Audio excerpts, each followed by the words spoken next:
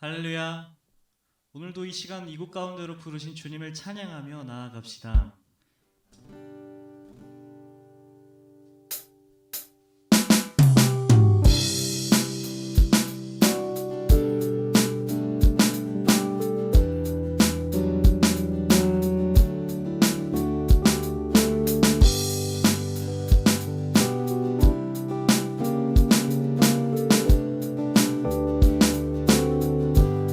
슬픈 마음 있는 사람, 슬픈 마음 있는 사람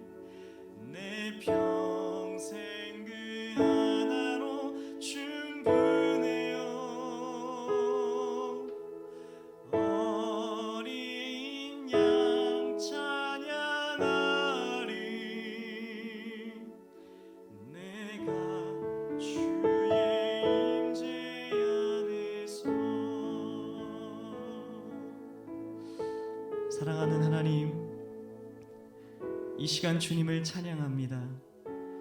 우리의 모든 것을 주님 앞에 내어드리며 이 시간 주님 한 분만을 높여드립니다. 주님, 우리를 주님께로 부르사 주님의 그 생명 가운데 거하게 하시니 그 사랑은 정말 우리가 말로 다 할 수 없음을 고백합니다. 하나님의 그 크신 사랑으로 우리를 다 품으사 주님, 우리가 어떻게 나아가야 하는지, 우리가 또 어떻게 살아가야 하는지 그 주님의 말씀으로 비추어 주시옵소서. 이 시간 주님만을 바라봅니다. 주님만을 향해 나아갑니다. 주님 함께하여 주시옵소서. 사랑하는 예수님의 이름으로 기도드렸습니다. 아멘.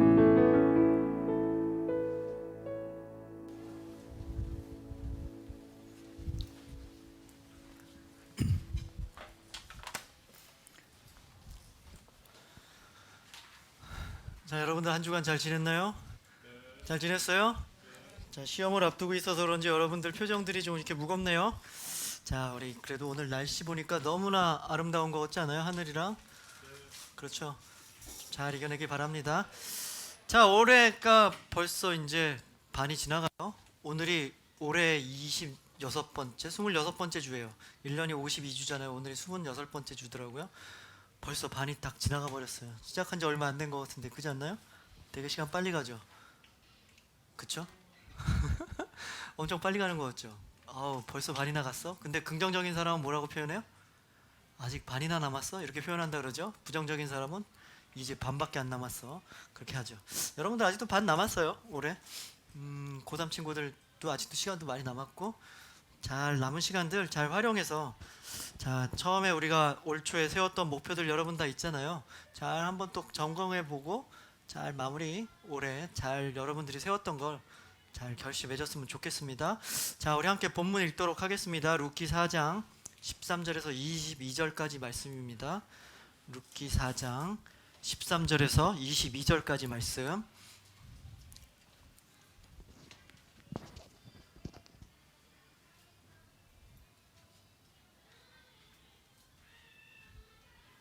다 찾았나요? 이제는 성경책을 갖고 와도 이제 룻기 금세 잘 찾죠. 어디 있는지 이제 확실히 알겠죠? 여러분 인생 가운데 룻기가 어디 있는지 좀 잘 알겠죠, 이제는. 자, 다 같이 13절부터 읽도록 하겠습니다. 시작. 이에 보아스가 룻을 맞이하여 아내로 삼고 그에게 들어갔더니 여호와께서 그에게 임신하게 하심으로 그가 아들을 낳은지라. 여인들이 나오미에게 이르되 찬송할지로다. 여호와께서 오늘 내게 기업 물을 자가 없게 하지 아니하셨도다. 이 아이의 이름이 이스라엘 중에 유명하게 되기를 원하노라. 이는 내 생명의 회복자이며 내 노년의 봉양자라. 곧 너를 사랑하며 7 아들보다 귀한 내 며느리가 낳은 자로다 하니라. 나오미가 아기를 받아 품에 품고 그의 양육자가 되니 그의 이웃 여인들이 그에게 이름을 지어주되 나오미에게 아들이 태어났다 하여 그의 이름을 오벳이라 하였는데 그는 다윗의 아버지인 이새의 아버지더라. 베레스의 계보는 이러하니라. 베레스는 헤스론을 낳고 헤스론은 람을 낳았고 람은 아미나답을 낳았고 아미나답은 나손을 낳았고 나손은 살몬을 낳았고 살몬은 보아스를 낳았고 보아스는 오벳을 낳았고 오벳은 이새를 낳고 이새는 다윗을 낳았더라. 아멘. 자, 우리는 계속해서 룻기 말씀을 통해서 하나님의 메시지를 함께 나누고 있습니다. 오늘은 이제 9번째 시간입니다. 이제 오늘로써 다 말씀 읽으면서 눈치채셨겠지만 룻기가 이제 끝나는 날입니다. 처음 생각했던 것보다 좀 이렇게 길어지긴 했는데요. 여러분들 룻기 말씀 그동안 함께 나누면서 그 하나님의 사랑, 하나님의 헤세드 이렇게 좀 많이 느꼈을 거라 믿습니다. 아멘. 많이 느끼셨겠죠? 설마? 그렇죠? 네. 그리고 그 하나님의 그 룻과 나오미를 향한 그 하나님의 사랑과 하나님의 헤세드가 여러분 인생 가운데서 함께 있다는 사실 좀 이렇게 느꼈으면 좋겠습니다. 오늘 그 마지막 시간으로 본문 내용 함께 나누기 전에 제목 읽고 시작하겠습니다. 경이로운 하나님의 사랑 9번째 시간. 경이로운 하나님의 헤세드라는 제목으로 함께 나눠보도록 하겠습니다. 지난주에 사실상 룻기의 가장 중요한 부분은 다 끝났어요. 지난주에 함께 나오는 부분이 룻기에 있어서 가장 하이라이트와 가장 절정이 되는 부분이었죠. 어떤 내용인지 혹시 기억나나요? 룻이 청혼을 했어요. 그때 이제 보아스가 그 청혼을 받고 쉬지 않고 일을 하는 장면이었죠. 아침이 되자마자 바로 성문 앞에 나가서 지나가는 사람을 기다리다가 기업 물을 자를 딱 만나는 거죠. 그 사람을 기다렸던 거예요. 그 사람 마침 잘 만났죠. 그래서 물어보죠. 네가 물을 것이냐? 라고 물어봤을 때 이 사람이 뭐라고 대답해요? 이 순간에 아주 룻기 전체에서 가장 큰 위험 사건이 되는 거죠. 아주 어려운 사건이 여기서 펼쳐지는 거죠. 만약에 이 사람이 그 질문에 내가 물르겠다라고 얘기하면 그동안 룻과 나오미와 보아스가 그 펼쳐왔던 그 얘기들 다 아무 소용이 없게 되는 거예요. 이 사람이 물르면 그 모든 일들이 다 물거품 같이 돼버리는 거죠. 아주 큰 위기의 상황이란 말이에요. 근데 어떻게 됐나요? 이 사람이 자기가 물르겠다 그러잖아요.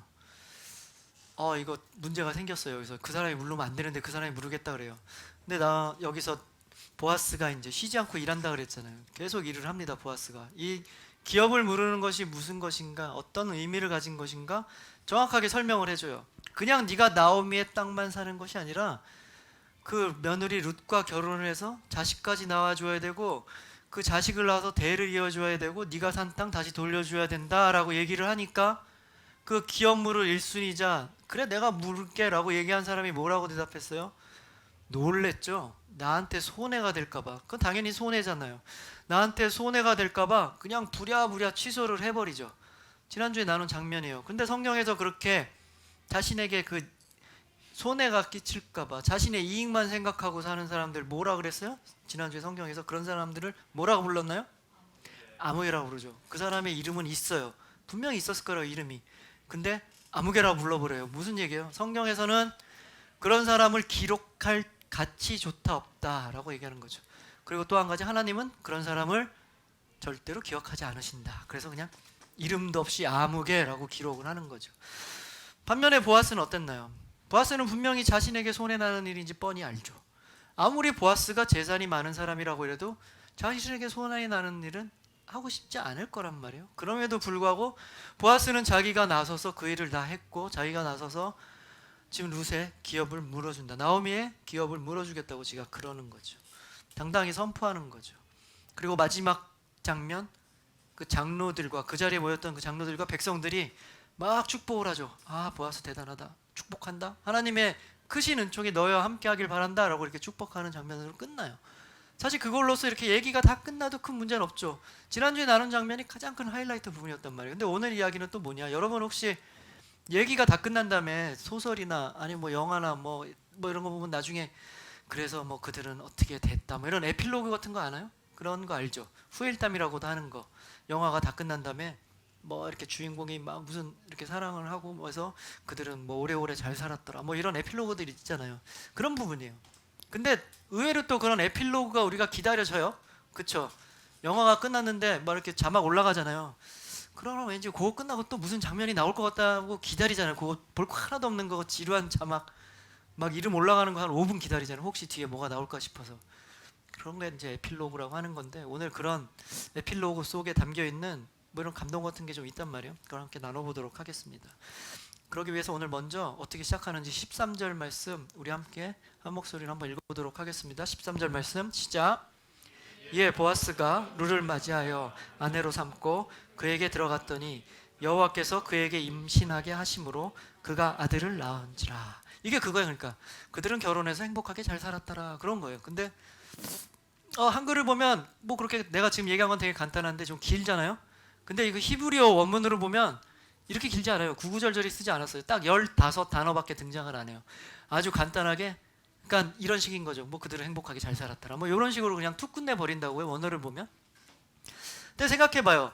기업을 물으겠다고 선포했잖아요. 그래서 사람들이 막 축하해 줬잖아요. 그 뒤로 무슨 일이 일어나야 돼요? 둘이 결혼식을 해야 되겠죠. 결혼을 하기로 했으니까. 여기 결혼해 본 사람은 힘찬 선생님하고 저밖에 없군요. 결혼식 하기가 얼마나 힘든다는 거 여러분들 잘 모르시겠죠? 여러분들 뭐 부모님이 결혼한 거 여러분들은 알 수가 없으니까 결혼식 하기 전에 준비해야 될 것도 많고 생각해야 될 것도 많고 되게 힘들어요. 그거 그냥 간단하게 지나가 버리는 거죠. 결혼식 하는 시간도 걸렸을 거고 그 결혼식만 하고 끝났나요? 뭐 그 당시 신혼여행을 안 갔다고 치더라도 그 보아스 집으로 들어가서 또 뭐 자기가 살 공간을 만들고 뭐 했을 거 아니에요? 그리고 나서 결혼하자마자 아기가 그냥 갑자기 푹 태어나나요? 그렇지 않죠. 아기가 태어나려면 시간이 걸리잖아요. 그것도 잘 임신이 됐을 때 빨리 나오는 거지, 임신이 잘 안 되고 그러면 되게 오랜 시간이 걸렸을 거 아니에요?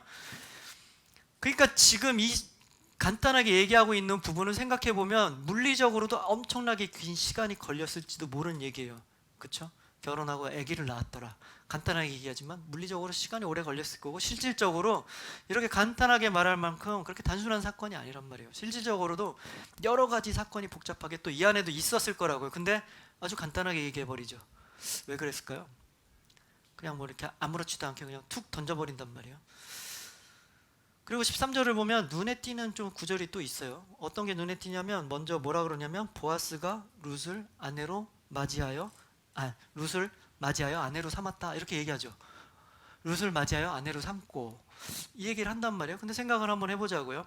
이 전절 12절 보면 뭐래요? 12절 11절 보면 보아스가 내가 무르겠다고 당당하게 선포하죠. 내가 무르겠다는 얘기가 뭐예요? 내가 룻과 결혼하겠다는 얘기잖아요. 이미 내가 룻과 결혼해서 내가 그 집에 대를 잇겠다라고 얘기를 해준 거예요. 그렇게 당당히 선포를 했어요. 근데 구태여 지금 또 당연히 무르겠다고 결혼하고 아내가 된 건데 또 이렇게 기록을 한단 말이에요. 뭐 결혼하겠다고 다 끝났는데 또 다시 한번 또 그들은 진짜로 결혼했어요 라고 얘기하는 거와 똑같은 거예요.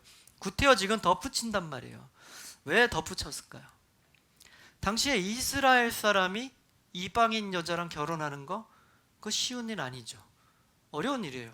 그리고 더군다나 룻은 그냥 이방 여인도 아니란 말이에요. 이방 여인이면서 과부란 말이에요. 과부가 뭐예요? 이미 한번 결혼했던 여자죠. 조건이 더 불리하단 말이에요. 이방 여자인데 처녀하고 결혼하기도 힘든데 그 와중에 또 과부란 말이에요. 결혼하기 되게 힘든 조건을 가진 사람이란 말이에요. 반면에 보아스는 어떤가요? 보아스는 처음에 나왔을 때 뭐라고 설명했어요? 우리가 기억을 오늘 좀 더듬어 봐야 될 일이 많아요. 전에 나눈 거. 보아스가 처음 등장했을 때 아주 유력한 사람이라고 표현을 해요. 유력한 사람이 뭐예요? 뭐 간단하게 생각하면 경제적으로 아주 부자란 얘기예요. 그리고 인품도 좋은 사람이에요. 뭐 돈만 많은데 성질이 나쁜 사람은 유력하다 그러지 않겠죠? 구두쇠라 그러겠죠, 그런 사람들은. 근데 유력하다고 했으면 경제적으로도 괜찮고 인품도 좋고 학식도 있고 뭐 아주 사람들로부터 존경만 할 조건을, 존경받을 만한 조건을 다 갖추고 있는 사람이 바로 보아스예요. 이런 보아스와 룻, 아무것도 없고 조건도 안 좋고 지금 결혼할 수 있는 형편도 아닌 룻이 결혼한다? 이게 보통 일이 아니라는 거죠. 이들은 지금 우리들 생각에는 뭐 사실 이거 결혼하기가 만만치 않은 관계죠. 사실 어떻게 보면 불가능한 관계죠. 이 둘이 결혼한다는 건 사실 말이 안 되는 거죠. 요즘에도 한번 생각해봐요. 요즘에도 우리가 생각을 해보자고. 이런 관계에 있는 두 사람이 결혼을 한다? 요즘만 해도 그런 일이 별로 일어나지 않잖아요. 어려운 일이잖아요. 근데 그 일이 일어났다는 거예요. 사람의 계산으로, 우리의 생각으로 불가능해 보이는 이 일이 바로 일어났다는 거죠. 그걸 강조하고 싶은 거예요. 왜? 이 일은 하나님이 하시는 거라고, 하나님이 계획하시고 하나님이 이루어 가시는 일이라는 것을 강조하고 싶어서 이들은 부부가 되었다라고 선포를 하는 거예요. 그 사실을 강조하기 위해서 구태여 지금 또 덧붙이는 거란 말이에요. 이 둘은 당연히 결혼할 사이지만 결혼했다라고 얘기하는 거예요. 하나님이 하심으로. 그리고 또 한 가지 눈에 띄는 구절이 있어요. 뭐라 그러냐면 보아스와 룻 사이에 아이가 생겨요. 그렇죠? 아이가 생겼죠. 근데 본문에서 보면 뭐라 그러냐면 하나님께서, 여호와께서 그에게 임신하게 하심으로 그가 아들을 낳았다 그러죠. 하나님께서 임신하게 하셨대요. 무슨 얘기예요? 그 둘은 어차피 결혼했잖아요. 결혼했죠. 부부가 됐어요. 그럼 자연스럽게 아기가 생기겠죠. 그렇게 아기가 태어났다는 얘기가 아니에요. 그렇게 자연스럽게 부부관계에서 아기가 태어난 게 아니라 하나님께서 아이를 갖게 하셨다. 그걸 또 강조하신 거예요. 여러분들 기억날지 모르지만 이게 보아스가, 오늘은 계속 기억을 거듭어야 돼요. 앞부분을 가야 된단 말이에요. 보아스가 룻을 만났을 때 뭐라고 불렀어요? 아, 룻아, 이렇게 부르지 않았어요. 뭐라고 불렀냐요? 내 딸아 그랬어요. 그 무슨 얘기야? 내 딸아. 한번 생각을 해보자고요. 내 딸아라고 불렀으면 보아스는 나이가 많다 적다? 많겠죠. 심지어 룻만한 딸이 있을 거란 말이에요. 그렇죠. 그러니까 내 딸아라 그랬을 거 아니에요. 보아스는 나이가 많아요. 거기서 더 우리 한번 확장해서 생각해 보자고요. 보아스가 나이가 많아요. 엄청 많아요. 그러다 보면 뭐래요? 생물학적으로 아이를 낳을 수 있는 남자의 나이가 지났을 수도 있단 말이에요. 아이를 낳는 게 되게 힘든 나이가 돼 있을 수도 있는 사람이라는 거예요. 보아스는. 그렇게 우리가 추론을 한번 해볼 수 있어요. 그리고 룻의 경우도 한번 생각해 보자고요. 룻은 모압에서 누구랑 결혼했어요? 나오미의 아들과 결혼했잖아요. 그래서 꽤 살았어요. 뭐 결혼하자마자 나오미 아들이 죽은 거 아니에요? 꽤 살았어요. 근데 아이가 있었나요? 없었죠. 그 당시에도 아이가 없었어요. 그 옛날 시대, 고대 시대에 가장 중요한 게 아이가 낳는 일인데, 아이를 낳는 일인데 아이가 없었다는 건 뭐예요? 어쩌면 한번 상상해 보는 거예요. 룻도 아이를 낳기 어려운 상태에 있는 사람이 아니었을까? 우리는 이렇게 짐작해 볼 수가 있어요. 그렇죠? 그렇게 생각해 볼 수 있는 거잖아요. 그러면 생각해 보자고요. 지금 둘 다 보아스나 룻이나 다 아기를 낳을 수 없는 상태지만 그럼에도 아이가 태어났다. 그건 자연스러운 게 아니잖아요. 그럼 누가 하신 거예요? 그건 바로 하나님께서 개입해서 이들에게 아들을 낳게 해주셨다라고 밖에 우리가 생각할 수 없는 거잖아요. 오늘 이 이방인 룻, 아무 조건도 없고 결혼할 수 없는 형편의 이방인 룻과 이스라엘 남자 보아스, 그 유력한 남자 보아스가 둘이 우리가 생각하기에, 사람들이 생각하기에 결혼할 수 없는 둘이 결혼한 일, 그리고 어쩌면 아이를 낳을 수 없는 그런 조건을 가진 두 사람이 결혼해서 아이가 태어난 거, 이게 모두 사람들 생각으로는 이게 이루어질 일이 없는데, 불가능한 일일 것 같은데 라고 생각되는 이 모든 일들이 하나님이 계획하시고 하나님이 준비하시고 하나님이 하시는 일이라면 그 일은 반드시 이루어진다. 그 얘기를 하고 싶은 거예요. 그렇기 때문에 지금 룻과 보아스가 하나님이 일하시는 거, 하나님이 자신 인생 가운데 함께 하시는 거, 그것을 분명히 룻과 보아스는 보았을 거란 말이에요. 그리고 그 하나님을 분명히 신뢰하였을 거란 말이에요. 이런 신뢰와 믿음을 바탕으로 보아스는 하나님 안에서 하나님의 뜻에 따라, 하나님의 계획 따라 이들은 결혼하고 아이를 낳았기 때문에 이들이 한 일들, 지금 벌어진 일, 우리가 생각하기에 저런 일이 벌어질 수 있을까? 저런 일이 어떻게 일어났지? 라고 생각하는 그 일인데, 그 일을 아주 시크하게 아무 일도 아닌 듯이, 뭐 당연하다는 듯이 15단어를 아주 가볍게 던지는 거예요. 이거 대단한 거 아니야? 하나님이 하시면 당연히 이렇게 되는 거야 라고 얘기하고 싶은 거예요. 그래서 아까 읽은 그 13절 말씀을 그렇게 길게 구구절절히 쓰지 않는단 말이에요. 아주 간단하게 쓴단 말이에요. 저는 이 부분에서 여러분을 한번 축복하고 싶어요. 여러분도 여러분 인생 가운데 쉬지 않고 일하고 계시는 그 하나님을 좀 바라봤으면 좋겠어요. 룻과 보아스도 분명히 그동안 일어난 일 가운데 일하시는 하나님을 보았을 거예요. 그리고 하나님 앞으로 나왔고 하나님을 신뢰했을 거예요. 여러분도 여러분 인생 가운데 쉬지 않고 일하시는 그 하나님을 좀 바라봤으면 좋겠어요. 그리고 그 하나님은 어떠신 분이에요? 우리가 생각하기에 불가능하다고 느꼈던 일 아무렇지도 않고 대수롭지 않게 다 이뤄 가시는 분이란 말이에요. 하나님께는 불가능이 없단 말이에요. 그 하나님을 신뢰하고 우리 인생 가운데 뭐 우리 어려운 일들 만날 거 아니에요. 불가능해 보이는 일들 만날 거잖아요. 그럼에도 그런 순간에도 하나님 앞에서는 하나님은 그런 모든 일들 불가능한 일 없다, 다 가능하다, 그런 믿음으로 우리 또한 하나님 앞에 나가서 우리의 인생이 뭐 이렇게 하나님 앞에 나가면 뭐 그런 일쯤이야 뭐 이런 거 있잖아요. 그런 당당하고 뭐 당연한 듯이 뭐 놀랄 일도 없이 우리 인생 가운데 모든 어려움들 닥쳤을 때 그런 태도로 담대히 승리해 나가는 여러분 인생 되시기를 주님의 이름으로 축복합니다. 아멘. 아멘. 뭐 이거 별거 아니잖아, 이렇게 하나님 앞에 있으면서 그렇게 좀 이겨갔으면 좋겠어요. 그리고 이어지는 14절부터는 무슨 얘기가 나오냐면 갑자기 베들레헴의 그 여인들이 등장해서 막 이제 축복해줘요. 어떻게 보면 막 노래를 하는 거예요. 축복의 노래를 해주는 거죠. 근데 한번 또 우리 생각을 해봅시다. 우리가 만약 여러분이 그 룻기의 작가라고 생각해봐요. 그러면 그 마지막 장면, 우리가 룻기를 쓰는 대본을 쓰는 사람이라고 생각하면 그 마지막 장면 어떤 장면으로 얘기를 좀 끝내고 여러분들은 끝내고 싶으세요? 마지막 장면을 어차피 제일 멋있게 끝나야 되니까 어떻게 끝나는 게 좀 멋있을까 이렇게 한번 생각해 봤어요. 저는 근데 막 생각해 보니까 갑자기 뭐 베들레헴, 지금 우리는 그렇게 끝나요. 여기 성경은 베들레헴 여인들이 막 등장해서 막 나오미를 축복해 주는 노래를 한단 말이에요. 근데 이 베들레헴 여인과 나오미와 뭐 상관없잖아요. 사실 별 특별히 상관도 없는 사람들이 나와서 마지막 대미를 장식한다? 이거 재미없어요. 이거 재미없을 것 같아요. 제 생각에는 여러분들 뮤지컬 같은 거 좀 봤죠? 봐본 적 있나요? 설마 봤겠죠? 마지막에 이제 주인공이랑 뭐 이렇게 손잡고 나올 거 아니에요. 보아스와 룻이 이렇게 막 손잡고 나와서 이렇게 서로에게 막 이렇게 노래를 할 거 아니에요.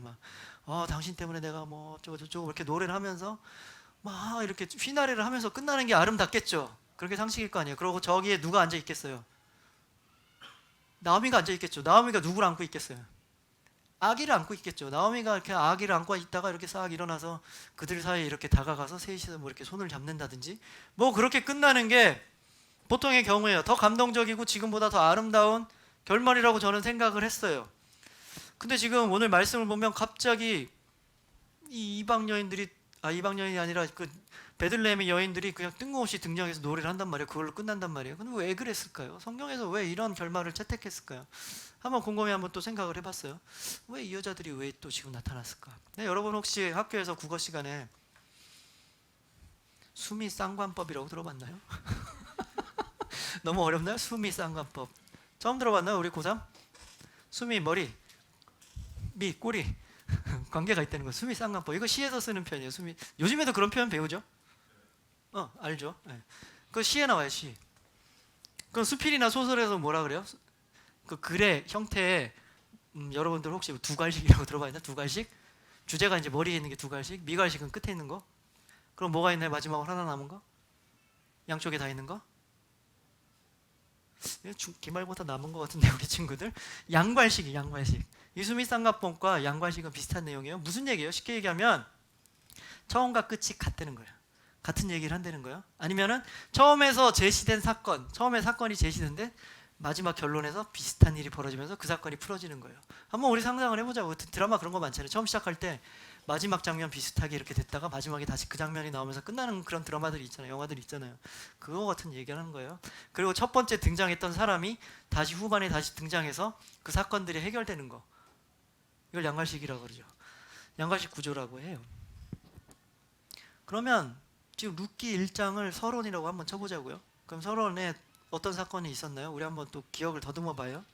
1장에서 룻기 1장에 무슨 사건이 있었나요? 나오미가 모압으로 갔어요. 근데 거기서 아주 슬픈 일을 겪었죠. 그리고 다시 돌아오는 사건이 있었어요. 그 1장이 있었단 말이에요. 근데 누가 등장했어요? 돌아왔을 때 베들레헴의 여인들이 나와서 물어봤죠. 나오미에게 뭐라고 물어봤어요? 물어봤어요. 뭐라고 물어봤냐면 내가 나오미 맞나? 그렇게 물어봤어요. 그런 장면이 있어요. 기억나죠, 여러분들? 1장에서 왜 물어봤어요? 그 사람들이 나오미를 몰라가지고 나오미 맞으세요? 이렇게 물어본 거 아니라는 거죠. 그 물어본 게 뭐예요? 안타깝다는 거예요. 너 그렇게 잘 살아보겠다고 갔는데 왜 이 모양이 돼서 왔어? 막 이렇게 안타까운 거예요. 막 불쌍한 거예요. 그 심정을 담은 거죠. 그리고 어떻게 보면 나쁘게 보면 조롱할 수도 있어요. 너 그렇게 잘 살겠다고 가더니 이 꼴 이게 뭐야? 하하하 뭐 이렇게 조롱할 수도 있단 말이에요. 너 나오미 맞냐? 뭐 이렇게 조롱할 수도 있는 거예요. 이 표현을 한 거란 말이에요. 1장에서 서론에서 이 표현이 나왔어요.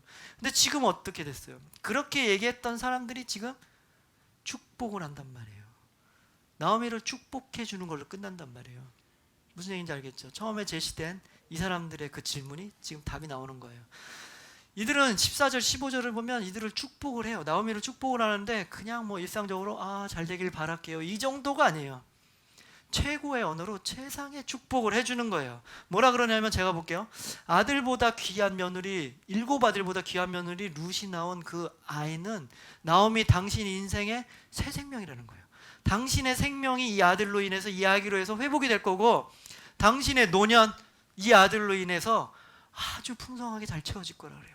노년의 봉양자라 그래요. 노년을 맡겨줄 사람, 책임져 줄 사람. 그리고 이 아이가 뭐라 그러냐면 마지막에 뭐라고 축복하면 이스라엘에서 아주 유명한 사람이 되기를 축복합니다, 이렇게 얘기해요. 이건 그냥 하는 얘기가 아닌 거예요. 나오미 이제 괜찮아졌구나, 다행이다, 이런 식의 축복이 아니란 말이에요. 큰 엄청난 축복을 하는 거죠. 그러니까 뭐라 그래요? 이건 뭐예요? 그러니까 1장에서 제기된 그 문제, 나오미를 봤을 때 이 사람들이 그 안타까웠던 마음, 그 불쌍했던 마음들, 어떻게 보면 막 조롱했던 그 마음, 그런 사건들이 지금 결론에 와서 무슨 마음으로 바뀌었어요? 축복하는 마음으로 바뀐 거죠. 그것도 단순한 축복이 아닌 최상급의 축복으로 바뀌게 된 거예요. 그렇기 때문에 이 여인들이 당연히 등장을 해야 되는 거예요. 1장에서 이 사람들이 불쌍한 마음을 갖고 끝내버리면 안 되는 거죠.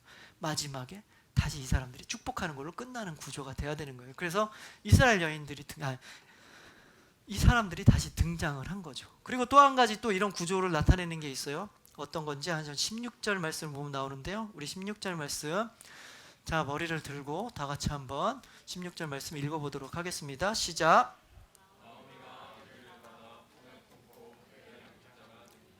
자, 나오미가 그 아이를 품고 양육자가 되었다 그래요. 상식적으로 생각해봐요. 아기의 양육자는 누구죠? 엄마가 돼야 되는 게 맞죠? 근데 나오미는 지금 누구예요? 할머니죠. 지금 얘기가 이상해요. 왜 할머니가 갑자기 양육자가 돼요? 뭐 할머니가, 여러분도 어렸을 때 할머니 손에 이렇게 좀 키워진 아이들이 있을 거예요. 그런 친구들이 있을 거예요. 근데 잠시잖아요.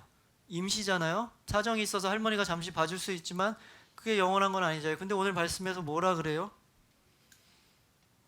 나오미가 양육자가 된대요. 나오미가, 룻이 아니라. 좀 이건 좀 생각해 볼 얘기죠. 무슨 특별한 의미를 가지고 있는 것 같아요.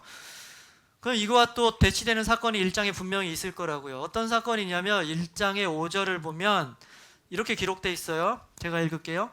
말론과 기론, 누구예요? 이 사람이 나오미 아들이에요. 두 사람 다 죽고 나오미는 두 아들과 남편 뒤에 남았더라 라고 1장 5절에 기록돼 있어요. 이게 무슨 얘기예요? 서론에서 나오미의 그 남편과 두 아들이 다 죽었다 그 얘기를 하는 거죠. 근데 거기서 뭐라 그래요? 나오미는 그 뒤에 남았다. 그 나오미는 그 죽음과 함께 했다 그러는 거죠. 그 죽음의 현장에 나오미는 계속 함께 했다 그래요. 그리고 우리가 흔히들 얘기해요. 되게 슬픈 얘기지만 자식이 부모보다 먼저 죽었을 때 그 부모님은 뭐라 그래요? 자식을 어디다 묻는다 그래요? 가슴에 묻는다 그러죠. 부모님은 자기 자식을 먼저 죽으면 가슴에 묻는다 그래요. 그럼 무슨 얘기예요? 나오미의 가슴에는 지금 누가 묻혀 있어요? 먼저 죽은 두 아들이 묻혀 있겠죠. 나오미 품에는 지금 먼저 죽은 두 아들이 가슴 속에 지금 계속 지금까지 묻혀 있단 말이에요. 가슴 속에 안겨 있단 말이에요. 근데 지금은 어떻게 됐어요? 지금 아까 16절 나오미 품에 누가 들어가 있어요? 이제는 새 생명이 들어간 거예요.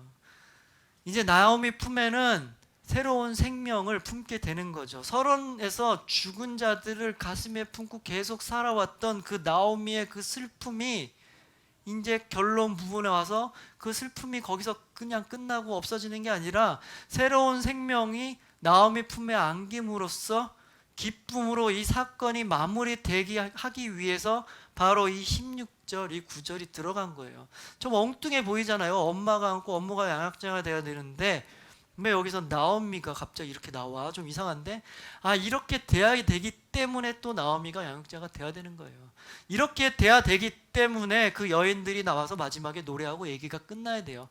서론에서 제기된 모든 문제들 다 해결이 돼야 되기 때문에 이런 구조를 취해야 돼요. 근데 우리가 한 가지 생각해야 될 것은 서론에서 그렇게 제기된 문제들 그리고 지금 다 해결된 문제들 이 사이에 어떤 일이 있었어요? 수없이 많은 사건들이 있었죠.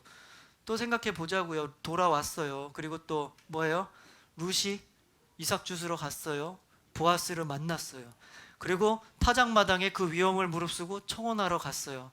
그 보아스가 그 청혼을 받아들여서 기업 물을 자를 만나서 뭐 사건이 벌어져서 끝내는 기업을 물러요. 그런 하나님의 일하심과 하나님의 역사하심이 그 안에 담겨져 있는 거예요. 그래서 서론에 제기된 모든 문제들 이런 하나님의 일하심과 하나님의 역사하심을 통해서 이렇게 아름답게 끝났다라고 보여주는 게 바로 4장 마지막 부분인 거예요. 이해가 가나요? 이해가 가나요? 근데 여긴 중요한 전제 조건이 있죠. 하나님의 일하심에 아주 중요한 전제 조건이 있었어요. 무슨 전제 조건이 있나요? 그 사이에 벌어진 일 중에 가장 중요한 사건, 이 일이 있지 않았으면 이 일은 절대 일어나지 않았을 거라고 생각하는 가장 중심이 되고 전제가 되는 사건이 뭘까요? 바로 나오미와 룻이 모압 땅에 그냥 있었던 것이 아니라 돌아온 게 전제가 되죠. 돌아오지 않았으면 이 모든 일들이 이루어졌을까요? 안 이루어지죠. 그렇겠죠. 하나님께 돌아왔기 때문에 이런 일들이 다 일어난 거예요. 근데 우리는 한번 상상해 볼 수 있어요? 이 베들레헴으로 돌아온 사건 뭐예요? 하나님께 돌아왔다고 우리는 상상할 수 있잖아요. 우리는 그렇게 생각할 수 있잖아요. 여러분 혹시 보아스가 또 룻을 처음 만났을 때 했던 축복이 있어요. 뭐라 그러냐면 보아스가 룻에게 얘기해요. 하나님 날개 아래로 피하러 온 자들을 하나님께서 축복하시기를 내가 원한다 얘기해요. 뭐라 그래요? 지금 나오미와 룻이 어디로 온 거예요? 하나님의 날개 아래로 왔다는 거예요. 그럼 이들이 베들레헴으로 다시 돌아온 게 어디로 온 거예요? 결과적으로 하나님께 돌아왔다는 거예요. 그렇게 하나님께 돌아왔을 때 하나님은 이런 수없이 많은 일들을 통해서 처음 돌아왔을 때 나오미가 어땠어요? 텅 비어버렸었잖아요. 아무것도 남은 게 없었잖아요. 슬픔밖에 없었잖아요. 그런 나오미가 이런 일들을 통해서 꽉 채워지고 기쁨으로 바뀌게 되는 사건이 일어났다는 거죠. 언제요? 하나님의 날개 아래로 돌아왔을 때. 우리는 돌아온 탕자 얘기 기억나죠? 돌아온 둘째 아들 얘기 기억나죠? 신약 성경에 있는 거, 어떤 아버지 집에 아들이 둘이 있었는데 둘째 아들이 아버지한테 재산, 유산 물려달라 해서 다 들고 나가죠. 다 들고 나가서 아주 신나게 자기가 살고 싶은 대로 다 살죠. 그러면서 어떻게 돼요? 거기서 다 끝나버렸죠. 돈도 다 떨어지고 아는 사람도 다 없어지고. 무슨 얘기예요? 나오미 같이 텅 비어버린 거죠. 아무것도 없는 상태가 됐단 말이에요. 그때 둘째 아들이 어떻게 했어요? 그냥 거기 머물렀나요? 아니죠. 돌아왔죠. 아버지께로 돌아온 일이 벌어졌단 말이에요. 그러면 아버지는 어떻게 하셨어요? 아버지는 너 왜 왔어? 이렇게 얘기하셨나요? 너 누구야? 라고 얘기 안 하죠. 아버지는 기다리셨대요. 이 아들이 언제 돌아올지도 모르면서 이 아들이 나간 그날부터 마을 저 밖까지 나가서 이 아들이 언제 오나 이렇게 기다리고 계셨대요. 성경에 그렇게 기록되어 있어요. 그리고 이 아들이 오자마자 엄청나게 빨리 뛰어가서 아들을 콱 안으시죠. 그리고 회복을 시켜준단 말이에요. 다시 내 아들이다, 아들이다. 바로 오늘 이 얘기인 거예요. 그쵸? 텅 비어버린 나오미, 아무것도 남지 않은 나오미가 결심하고 다시 하나님께로 돌아왔을 때 하나님은 그동안 일어났던 그 모든 일들을 통해서 나오미 인생을 축복해 주시는 거예요. 나오미 인생을 채워주시는 거라고요. 나오미의 슬픈 어려운 일들 다 행복으로 지금 바꿔주시는 거예요. 우리는 우리 삶 가운데 어려운 일들 우리도 분명히 만날 거예요. 그렇죠? 힘든 일 만난단 말이에요. 지금 뭐 그렇게 어렵고 힘든 일들을 겪고 있는 친구들도 있을 것 같아요. 그렇죠? 지금 상황이 내 태어나서 지금 얼마 살지 않았지만 지금이 제일 힘들어 이렇게 생각하는 사람도 있을 거죠. 근데 더 살아봐요. 앞으로 그보다 훨씬 더 어려운 일들 수도 없이 만날 거란 말이에요. 그렇게 만났을 때 우리가 무엇을 생각해야 되나요? 우리가 기억할 건 뭐예요?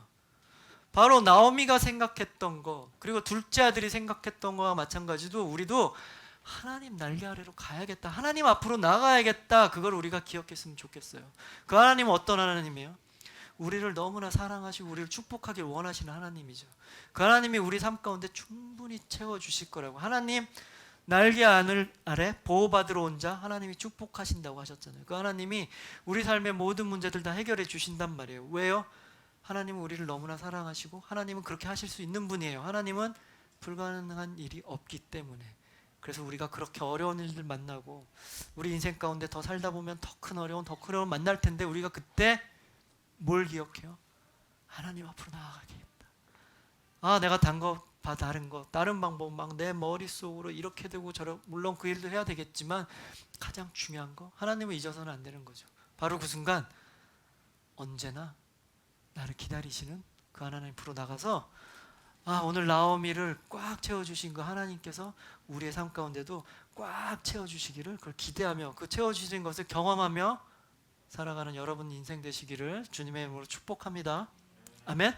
아멘. 자, 그리고 오늘 본문 마지막 부분을 보면 족보가 나와요. 족보. 누가 누구를 낳고 누구가 누구를 낳고.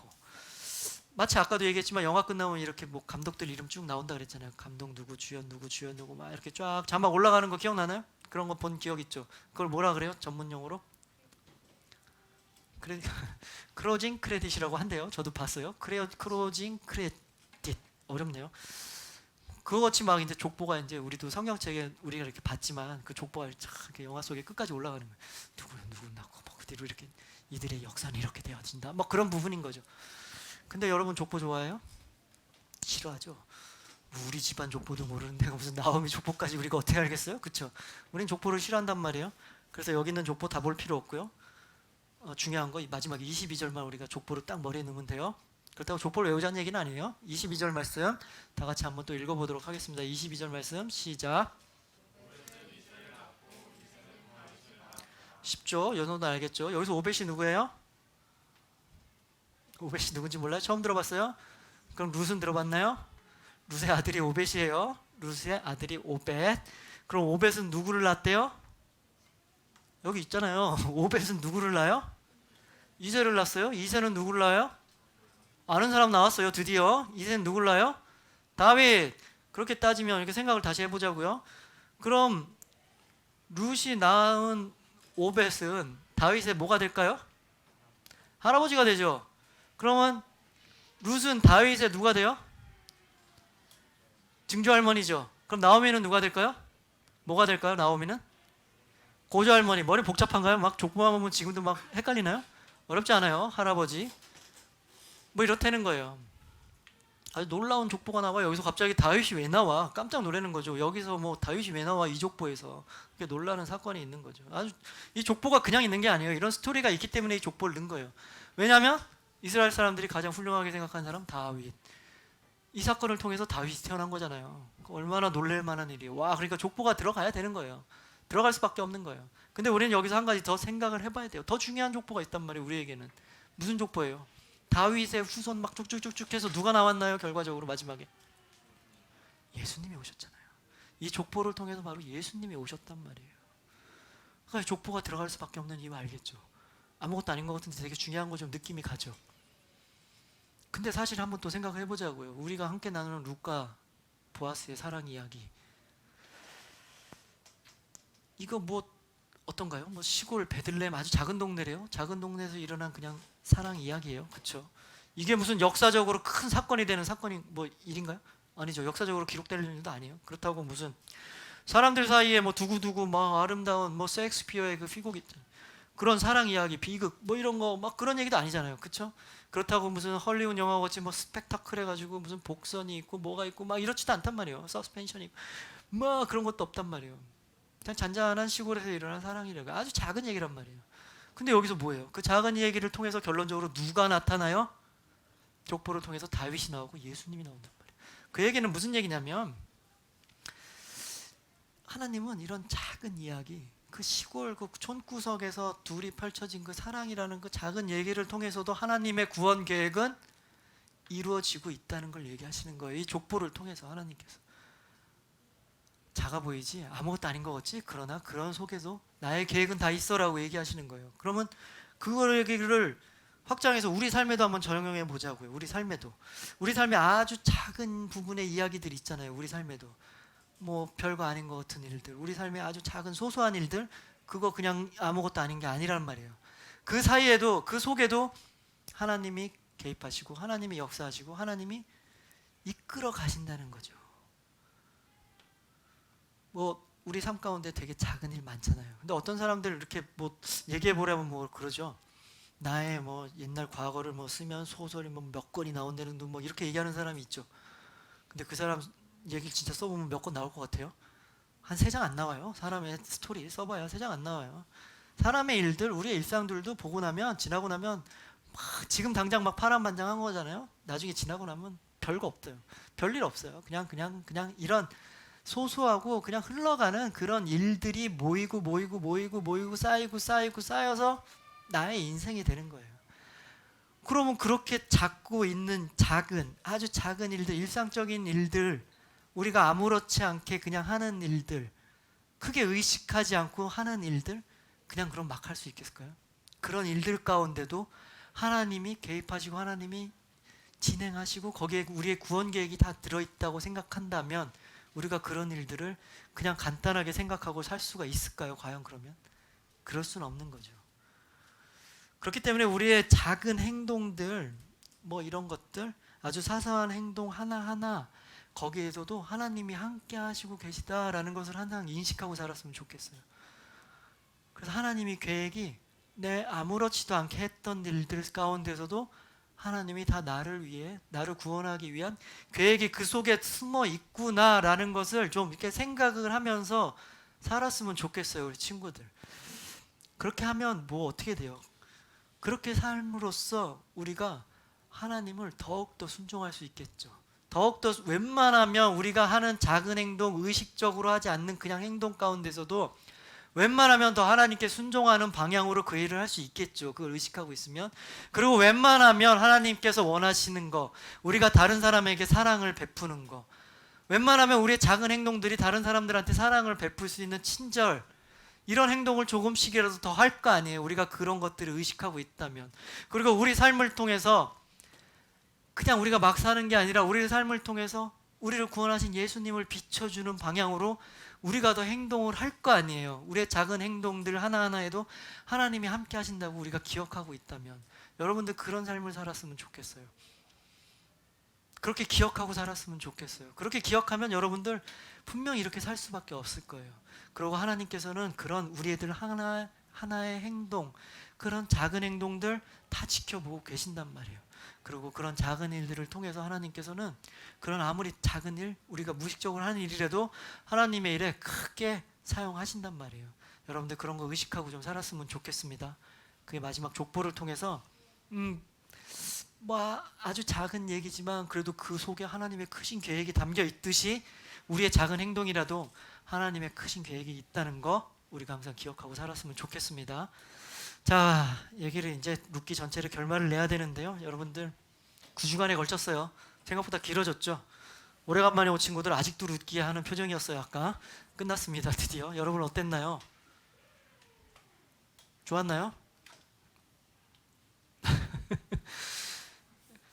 좋았을길 바랍니다. 여러분들 이 룻기를 길게 나누는 과정을 통해서 텅 빈 나오미의 그 인생을 하나님께서 이렇게 아름답게 채워주시는 거, 그 간접적으로나마 하나님의 그 사랑과 하나님의 햇새들을 좀 느껴봤으면 좋겠어요. 그런 거 좀 느껴봤겠죠? 충분히. 그러면 그냥 느껴보면 끝나는 게 안 되죠. 그냥 거기서 끝나는 게 아니라 여러분들이 이제 직접적으로 여러분 삶 가운데 여러분께서 하나님께서 베풀어 주시는 그 하나님의 사랑, 그 하나님의 햇새들, 그걸 여러분 삶 가운데서 직접 더 많이, 더 풍성히 누리는 여러분 인생 됐으면 좋겠습니다. 그런 인생 되길 바랍니다. 여러분, 하나님은 언제나 우리를 향한 계획이 있으세요. 아주 작은 일이라도 항상 계획이 있으시고 언제나 우리를 풍성히 채워주시고 우리를 보호해주시기 원하시는 분이란 말이에요. 그 하나님을 여러분 항상 기억하고 살았으면 좋겠어요. 그리고 다른 것 바라보지 않고 오직 그 하나님만 좀 바라보며 그렇게 살기를 바랍니다. 그리고 하나님께서 베풀어 주신 그 사랑, 그 햇새들 여러분 삶에 새롭게 풍성하게 채워나가시기를 축복합니다. 우리 눈에는 불가능해 보이는 일들 참 많아요.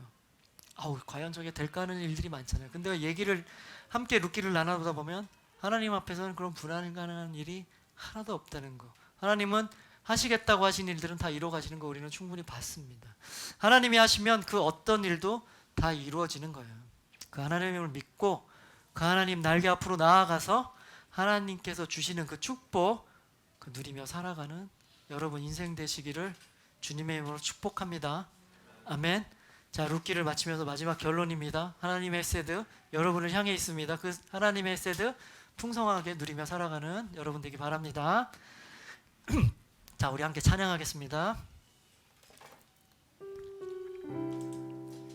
나는 믿네라는 찬양입니다. 우리 이거 함께 찬양할 때 이 가사도 한번 우리 마음속에 담아가면서 하나님이 함께 하신다는 걸 믿음으로, 내가 그 믿음으로 승리한다는 내용이에요. 가사가. 여러분들 그렇게 살기 바랍니다. 우리 함께 찬양하도록 하겠습니다.